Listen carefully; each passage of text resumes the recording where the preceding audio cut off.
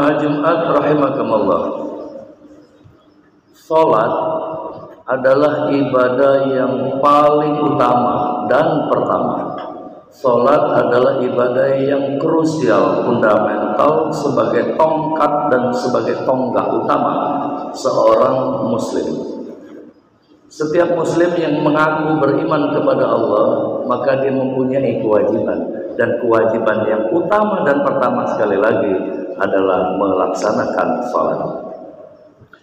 Kalau kita tengok bagaimana rukun Islam yang merupakan kewajiban yang harus kita laksanakan, mulai dari mengucapkan 2 kalimat syahadat, kemudian dilanjutkan dengan mendirikan salat, kemudian membayar zakat, berpuasa di bulan Ramadan, dan melaksanakan ibadah haji. Kalau kita urut mundur hitung ke belakang, maka nyatalah nomor 5 melaksanakan ibadah haji bagi yang mampu. Melaksanakan ibadah haji bagi yang mampu itu kewajiban yang hanya sekali seumur hidup. Lalu kita turun ke bawah, yang nomor 4. Umat Islam mempunyai kewajiban yang ada di dalam rukun Islam, yaitu melaksanakan puasa. Puasa di sini yang utama dan wajib adalah puasa Ramadan. Itu pun hanya sebulan dari 12 bulan. Artinya katakanlah ibadah seperti ini adalah ibadah tahunan. Turun lagi kita ke kewajiban yang ketiga, yaitu membayar zakat. Itu pun apabila terpenuhi nasabnya, nisabnya, ukurannya dari harta itu. Dan yang utama adalah melaksanakan zakat fitrah, itu pun setahun sekali. Dan nanti akan ditambahkan dengan adanya zakat bulanan, penghasilan, harta, zakat mal, dan sebagainya. Lalu kita mundur ke nomor urut 2, maka berbeda. Yang satu ini yaitu kewajiban melaksanakan sholat setiap waktu, tidak ada jeda-jedanya. Kalau kita melihat bagaimana melaksanakan ibadah haji, itu ada syaratnya, yaitu mampu. Lalu mundur kita ke bawah lagi, kalau melaksanakan ibadah puasa, maka puasa bagi mereka yang belum mampu, tidak mampu dan memenuhi syarat-syarat tertentu, itu boleh ditunda, namanya mengqadha puasa, dan atau membayar fidyah. Artinya boleh diganti. Membayar zakat, kalau harta kita ada ya bayar, kalau nggak ada gimana? Tapi yang kewajiban nomor urut 2, melaksanakan sholat tidak ada tawar-menawar, setiap waktu, tidak ada jeda-jedahnya kecuali mati. Dan itu pun dilaksanakan seumur hidup, sepanjang hayat, dengan syarat dia beriman, dengan syarat masih waras, tidak hilang. Pendek kata, betapa hebatnya Allah mewajibkan kepada kita untuk melaksanakan kewajiban salat itu. Oleh karena itu kami mengajak kepada kita bersama, dari waktu ke waktu kita melaksanakan salat, kita tingkatkan kualitas pelaksanaan ibadah salat kita. Kalau haji, kalau zakat, kalau puasa, Allah memerintahkan kepada Nabi Muhammad untuk dilaksanakan, kemudian kita lanjutkan sebagai umat Rasulullah. Allah cukup memerintahkan malaikat Jibril sampaikan kepada Muhammad. Tapi mengapa khusus untuk urusan sholat Allah dalam tanda kutip ada kepentingan untuk memanggil langsung Rasulullah, menghadap langsung, menerima perintah saya, yang kemudian kita kenal dengan peringatan Isra dan Mi'raj yang insya Allah besok akan 27 Rajab. Jamaah Jumat rahimakumullah, betapa pentingnya kita melaksanakan kewajiban sholat, sampai-sampai oleh Rasulullah dikatakan awwalu ma yuhasabu fi yaumil qiyamah as-sholat. Yang pertama sekali dihisab, yang pertama sekali dihitung nanti pada hari kiamat adalah sholat kita. Oleh karena itu sekali lagi kualitas kita tingkatkan. Tentu ada keistimewaan tertentu. Mengapa luar biasanya Allah memberikan kewajiban kepada kita untuk melaksanakan sholat, terutama sholat 5 waktu ini. Yang pertama, perintah sholat diterima langsung tanpa paket, tanpa WA, tanpa ini itu. Allah memerintahkan langsung kepada Rasulullah. Artinya betapa pentingnya untuk melaksanakan sholat itu. Yang kedua, seperti yang kami sampaikan tadi, bahwa amalan yang pertama sekali yang akan dihitung oleh Allah nanti di hari akhir adalah sholat. Dengan modal sholat yang bagus, yang khusyuk, yang serius, yang cukup banyak, insya Allah kita bisa menyerahkan hasil kita selama di dunia ini. Dan yang ketiga, kewajiban melaksanakan sholat ini adalah kewajiban yang tidak bisa ditunda-tunda kecuali mati tadi. Oleh karena itu, sekali lagi kewajiban sholat harus dan tetap kita laksanakan. Kemudian kita melaksanakan sholat tentu ada filosofinya. Dimulai dari gerakan pertama, Allahu Akbar, berdiri tegak, mengangkat kedua tangan. Mengangkat kedua tangan adalah sebagai simbol, filosofinya adalah tanda tunduk, tanda menyerah. Dua-dua kita angkat pada saat menghadap Allah. Allahu Akbar, Allah Maha Besar. Lalu kita bandingkan pada saat ada orang upacara, penghormatan kepada pembina upacara, inspektur upacara, kepada komandan security dan sebagainya. Paling-paling hormat hanya satu tangan.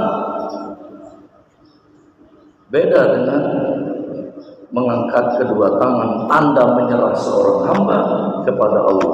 Lalu kita menyebutkan Allahu Akbar, artinya Allah Maha Besar. Besar nih ya Allah itu.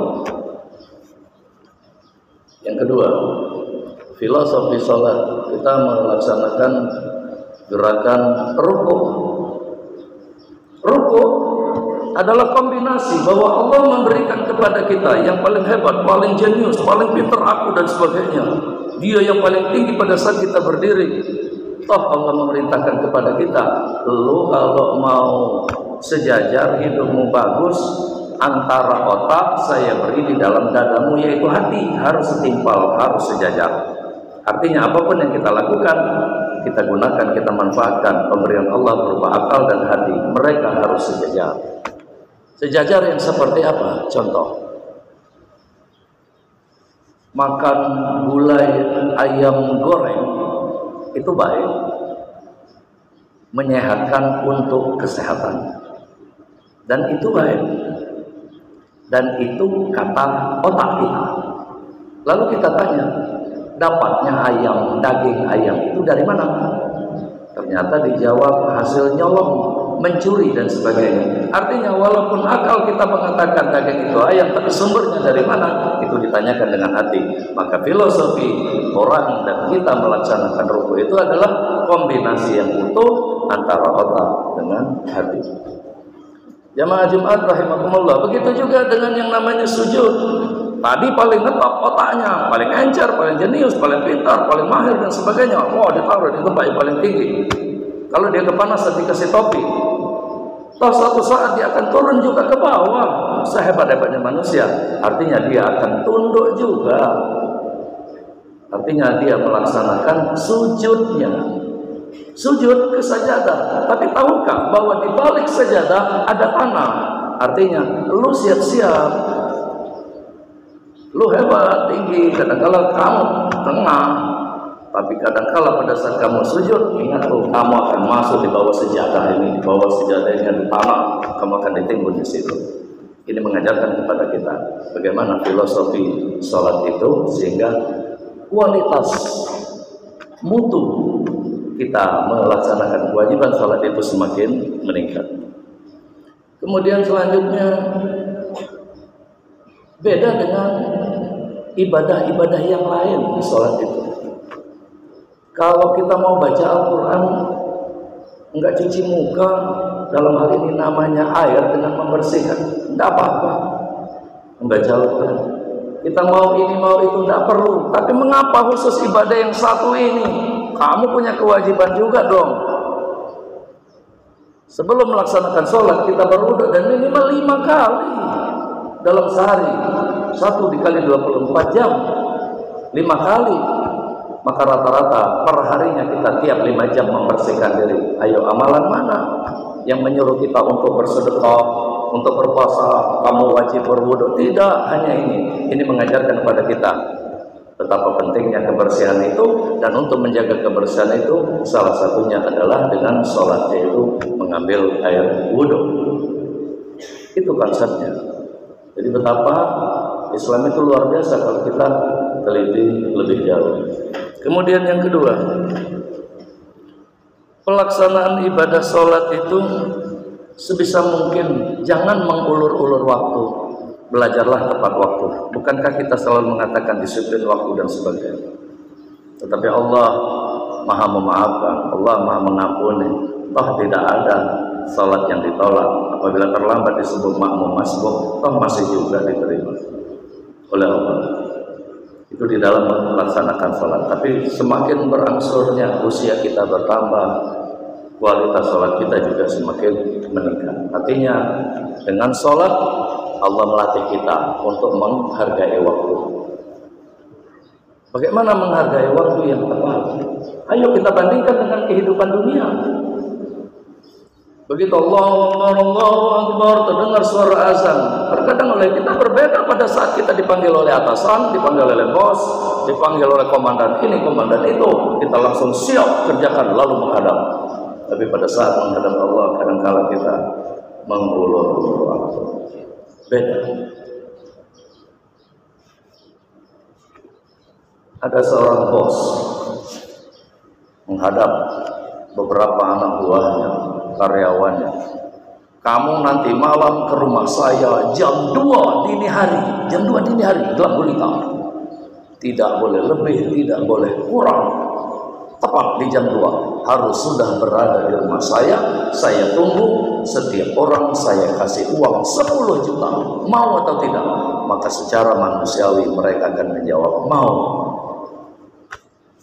Kita akan berpikir itu dipanggil, yang manggil manusia, dapat hadiah pula 10 juta rupiah.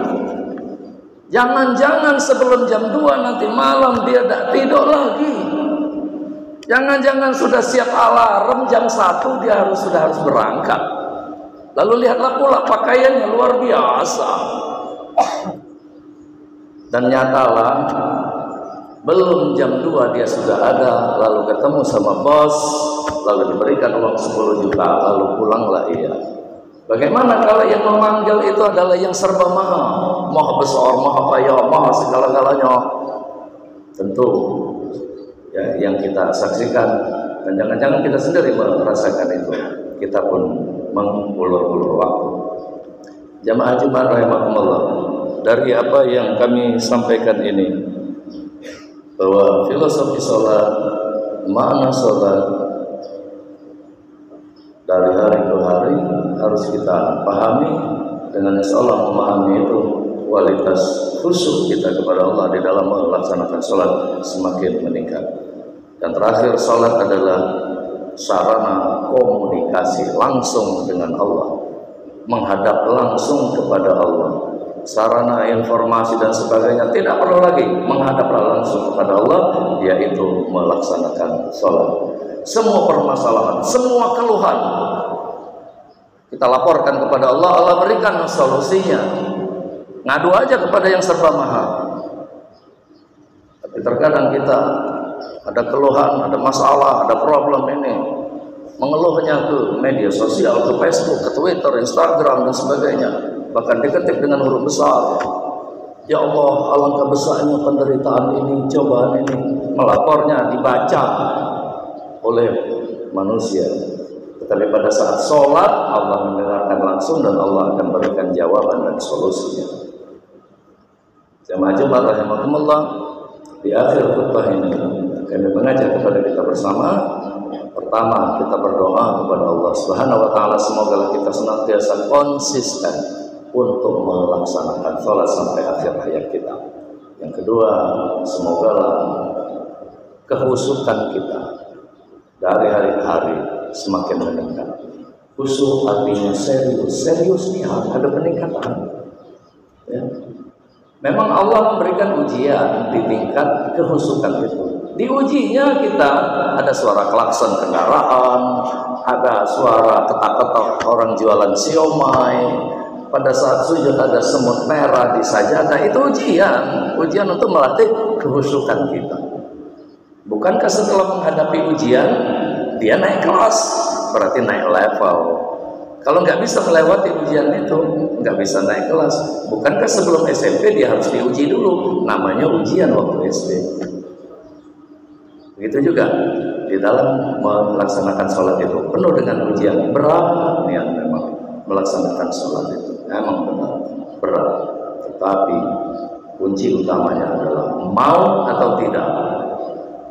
Dan lebih diperdalam lagi, mengapa saya malas sholat? Bukan malas sholatnya, ya, malas ngambil wudhunya, hanya itu saja. Bukankah kalau telah ngambil air wudhu sayang dengan wudhu itu? Kadang ada yang bertanya, aku ini pemalas nih ya sholat, mana lah akalnya, jalannya yang ngambil wudhu. Kalau sudah ngambil wudhu mungkin sayang dengan badannya dan insya Allah akan sholat.